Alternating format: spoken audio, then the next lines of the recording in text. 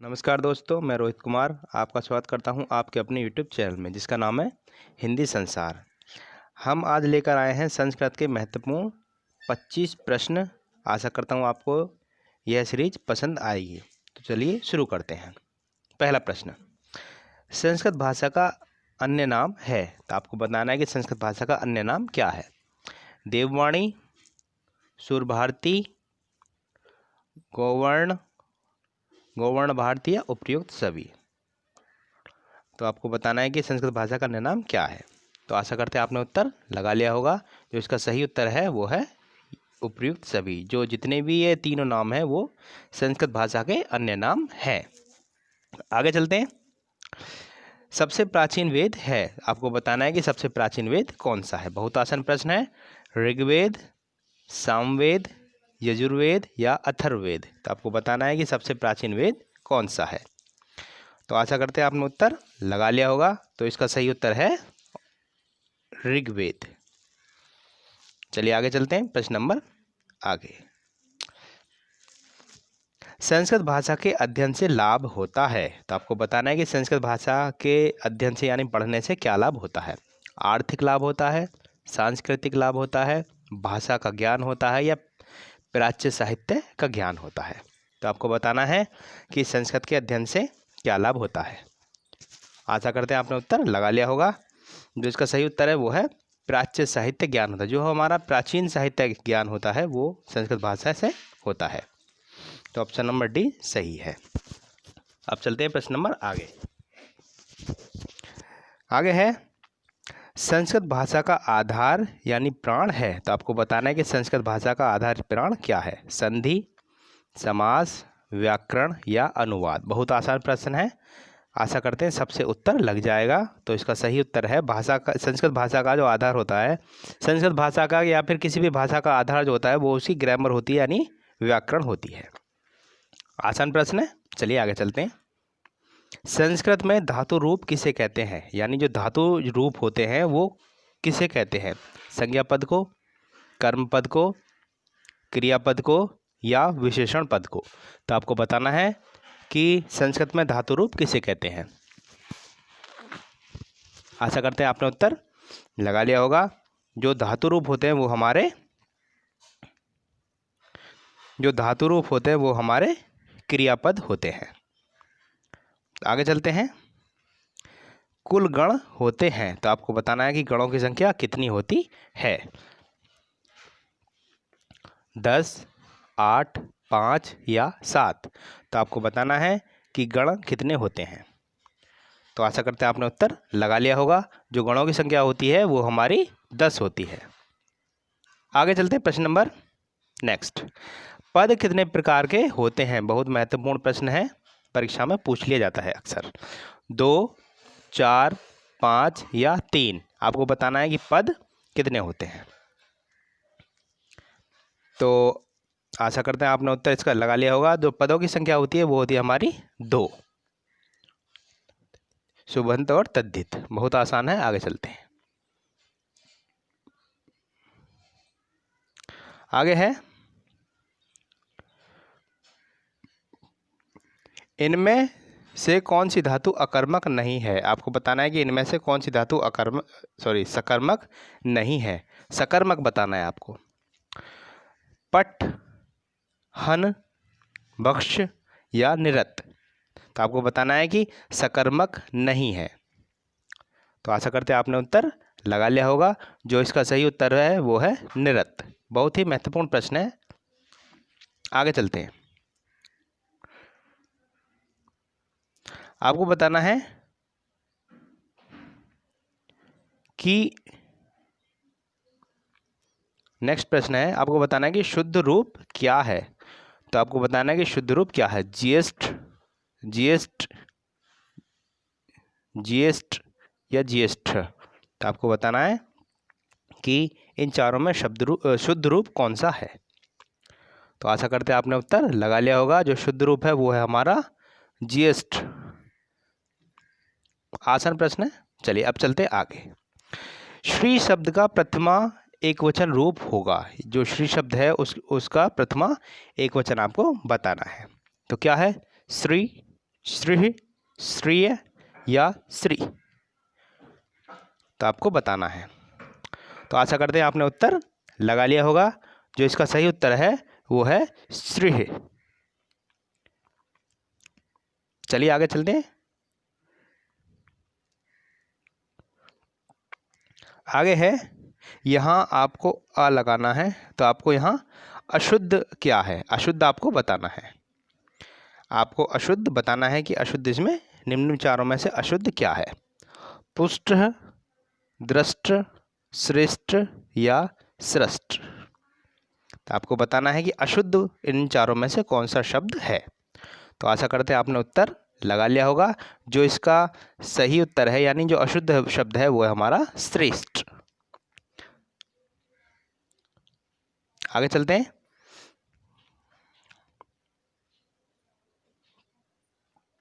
चलिए देखते हैं, समास का विग्रह कितने प्रकार का होता है। तो आपको बताना है कि समास का विग्रह कितने प्रकार का होता है। 2, 3, 6 या 5? तो आपको बताना है कि समास का विग्रह कितने प्रकार का होता है। आशा करते हैं आपने उत्तर लगा लिया होगा। जो इसका सही उत्तर है वो है 2 प्रकार से समास का विग्रह होता है। आगे चलते हैं। प्रश्न नंबर नेक्स्ट, संस्कृत में कितने वचन होते हैं। तो आपको बताना है कि संस्कृत में कितने वचन होते हैं। बहुत आसान ही प्रश्न है। 2, 4, 3 या 10? तो आपको बताना है कि संस्कृत में कितने वचन होते हैं। तो आशा करते हैं आपने उत्तर लगा लिया होगा। जो संस्कृत में वचन होते हैं वो 3 होते हैं, एक वचन, द्विवचन और बहुवचन। आगे चलते हैं। किसके अनुसार कविता से कीर्ति प्राप्त होती है। तो आपको बताना है कि कविता से कीर्ति यानी प्रसिद्धि किसके द्वारा प्राप्त होती है। किसने ये बात किसने कही है, कालिदास, माघ, भामह या वाल्मीकि? तो आशा करते हैं आपने उत्तर लगा लिया होगा। बहुत ही महत्वपूर्ण प्रश्न है। इसका सही उत्तर है वो है भामह। आगे चलते हैं। नेक्स्ट है, सुपुत्र है का विग्रह है। आपको बताना है कि सुपुत्र का विग्रह है। पुत्र सह, पुत्रेण सहित, पुत्रेण सह और पुत्राय सह? तो आपको बताना है कि सुपुत्र का विग्रह होगा। तो आशा करते हैं आपने उत्तर लगा लिया होगा। जो इसका सही उत्तर है वो है पुत्रेण सहित। ऑप्शन नंबर 2 सही है। आगे चलते हैं। निम्नलिखित में स्त्रीलिंग है। आपको बताना है कि इनमें से स्त्रीलिंग शब्द कौन सा है। संघ, समूह, समिति या केला? आपको बताना है कि स्त्रीलिंग शब्द इनमें से कौन सा है। बहुत ही आसान प्रश्न है। आशा करते हैं आपने उत्तर लगा लिया होगा। जो स्त्रीलिंग शब्द होगा वो होगा हमारा समिति। आगे चलते हैं।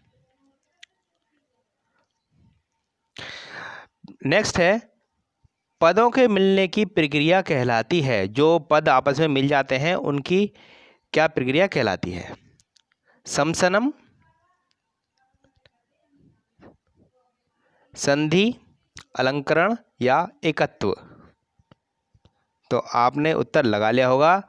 यानी जो पदों के मिलने की जो प्रक्रिया है वो हमारी समास कहलाती है। अब समास को क्या बोलते हैं, समास की डेफिनेशन होती है संस्कृत में समसनम समास। तो जो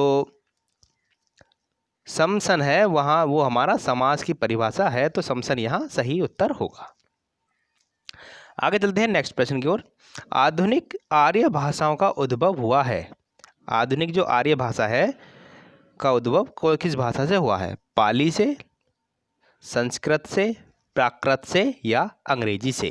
तो आपको बताना है कि किस भाषा से उद्भव हुआ है। बहुत आसान प्रश्न है। आशा करता हूँ सबसे उत्तर इसका बन गया होगा। तो इसका सही उत्तर है संस्कृत से। आगे चलते हैं। नेक्स्ट है, संस्कृत व्याकरण में वाच्य कितने प्रकार के होते हैं। तो आपको बताना है कि वाच्यों के प्रकार कितने होते हैं। 5, 3, 2 या 4? तो आपको बताना है कि वाच्य कितने प्रकार के होते हैं। बहुत आसान प्रश्न है। आशा करता हूँ उत्तर लग गया हो, उत्तर आपने लगा लिया होगा। जो इसका सही उत्तर है 3 प्रकार, कर्मवाच्य, कृतवाच्य और भाववाच्य। ये 3 प्रकार के हमारे वाच्य होते हैं। चलिए नेक्स्ट प्रश्न चलते हैं। धातु कितने प्रकार की होती है? तो आपको बताना है कि धातु कितने प्रकार की होती है। 5, 2, 3 या 4।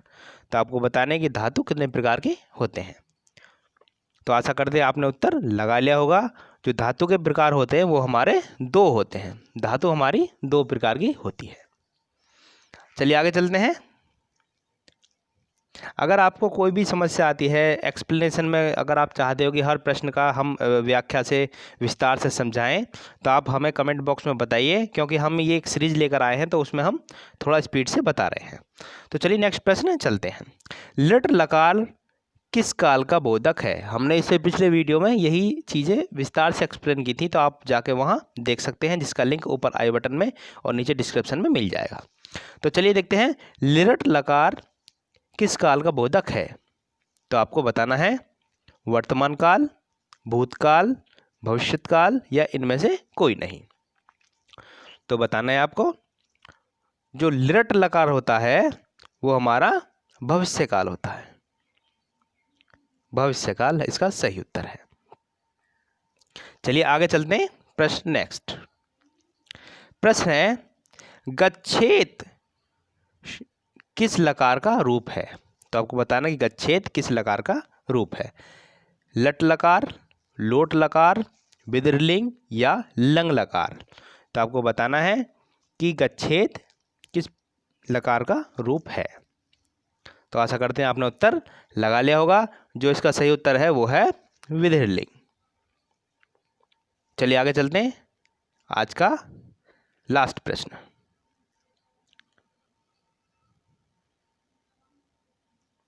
चलिए देखते हैं।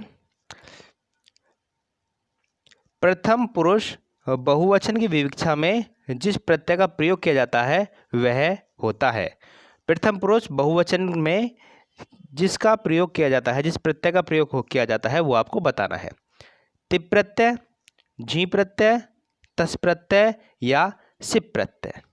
तो आपको बताना है कि इसका सही उत्तर क्या होगा। तो आशा करते हैं आपने उत्तर लगा लिया होगा। जो इसका सही उत्तर है वो हमारा जी प्रत्यय, ये इसका सही उत्तर है। तो ये हमारी संस्कृत के महत्वपूर्ण 25 प्रश्न थे। आशा करते हैं आपको यह सीरीज हमारी पसंद आई होगी। तो हमारे चैनल को सब्सक्राइब कीजिएगा और साथ ही साथ बेल आइकन भी दबाइएगा। धन्यवाद।